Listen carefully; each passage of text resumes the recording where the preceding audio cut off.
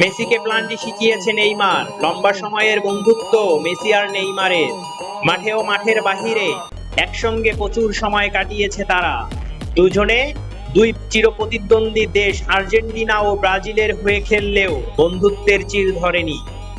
শুধু যে বন্ধুত্ব হিসেবে তারা একে অপরকে সঙ্গ দিয়েছে তা নয়, বরং নিজেদের দক্ষতা বাড়ানোর ক্ষেত্রেও একে অপরকে সহযোগিতা করেছেন।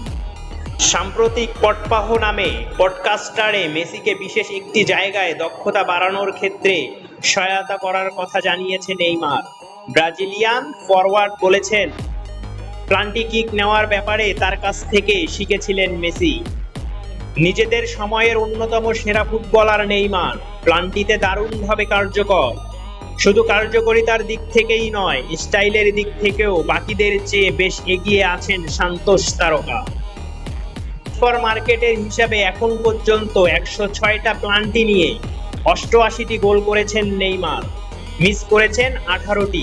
অন্যদিকে মেসি 142টি প্লান্টি নিয়ে 111টি গোল করেছেন এবং মিস করেছেন 31টি, যার অনেকগুলোই ক্যারিয়ারের প্রথম দিকে। 2016 কোপা আমেরিকায় ফাইনালে যেমন ট্রাইব্রেকারে শট মিস করেছিলেন মেসি।